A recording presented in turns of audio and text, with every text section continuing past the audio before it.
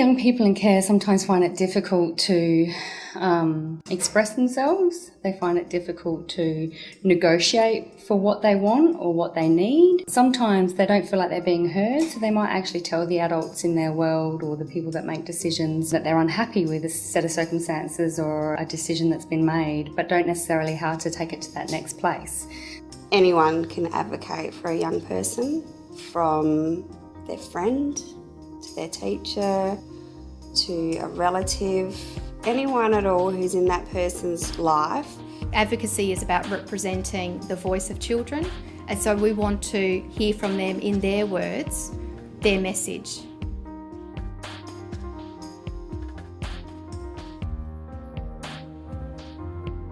When a young person first makes contact and requests advocacy, the first thing I'll do is try and make sure that I'm very clear about what it is they're asking from me. Not just from what they want, but what they expect. What it is that they think I can achieve, and then obviously work through that conversation in more detail. From that point, I'd be clear with them that I need to make some further inquiries. I need to actually ask some questions. So I'll talk to them about, who I might be asking those questions of, who I will be making contact with, and I'll check in with them that that's okay.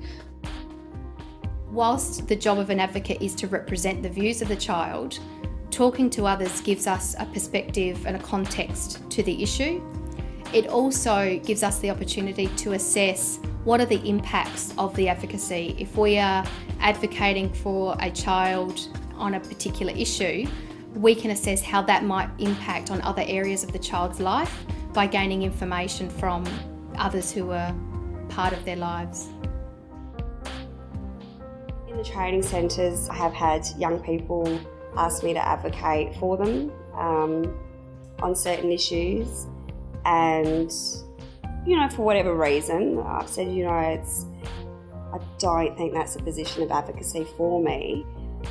But what I do is I try to get them to understand why advocacy isn't appropriate, why a decision that's been made can't be overturned. Just by having a conversation about how they might negotiate their way through the issue or a decision that's been made, or how they can raise a complaint, or perhaps talk to the adults that have made decisions differently. Sometimes at the end of that conversation they don't feel the need to actually have us get involved, so they might have resolved it themselves, and then we'll ask them to check in with us or offer an opportunity for us to have a follow-up conversation, and at times it can be left at that.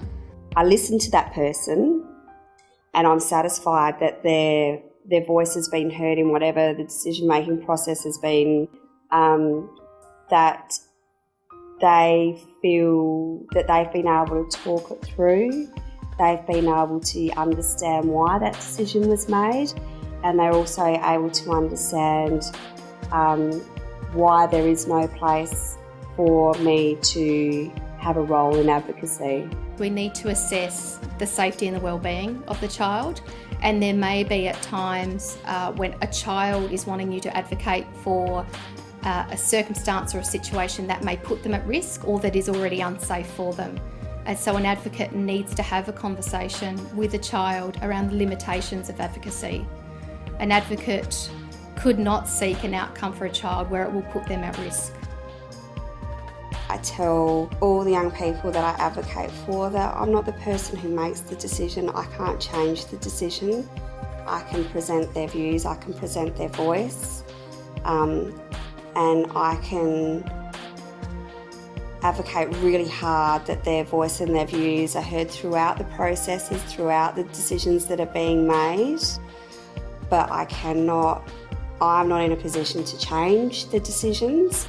Hopefully just the process of having their voice heard may sometimes influence the outcome of certain decisions. I think one of the really important things when you're going to enter into an agreement with a young person as to, if, when and how you're going to advocate for them is that you don't make any promises. It's important that from the outset a young person is aware of your limitations, has a clear understanding of what your role is as an advocate, but also has some sort of realistic expectation around what you can and cannot achieve. It's important that you're honest with the young person about that. If a child wants something that can't be achieved or might be bad for them, we need to be honest with children around the limitations for advocacy. We would need to be honest with them about what risk there may be. In that, there would probably be some common ground. There's like a root cause to an issue that we may be able to find common ground and talk with the young people about the opportunities, where there are opportunities for advocacy rather than a particular outcome.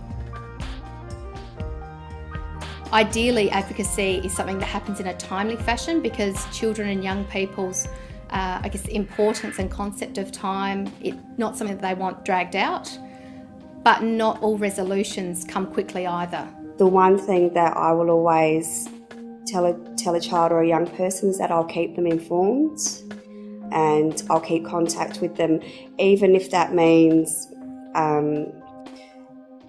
I don't actually have any updates for you at the moment, but I am still working on this. It's also important to promise a young person that you will keep them informed as to what's happening. I will always tell a young person that I will call you back on this day or next week. I give them a time frame so they know they're not left wondering what's going on. And I think it's important not to promise that they're going to get the outcome necessarily that they want. And it's also important not to make promises that can't be kept. Often young people will approach us out of frustration because they feel that someone who is responsible for making decisions isn't hearing them, isn't listening to them, or doesn't care about what they've got to say.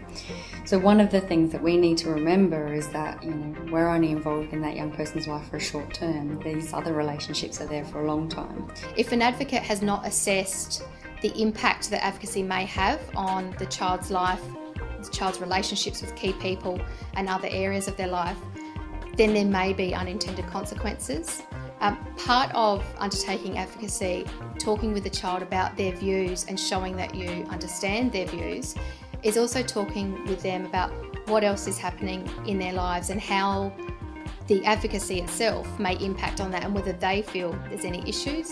It can be, I think, dangerous if you were to advocate on that matter in isolation. It's important to get as much information as you can about the whole circumstances because everything in that person's life affects everything else. Don't take sides.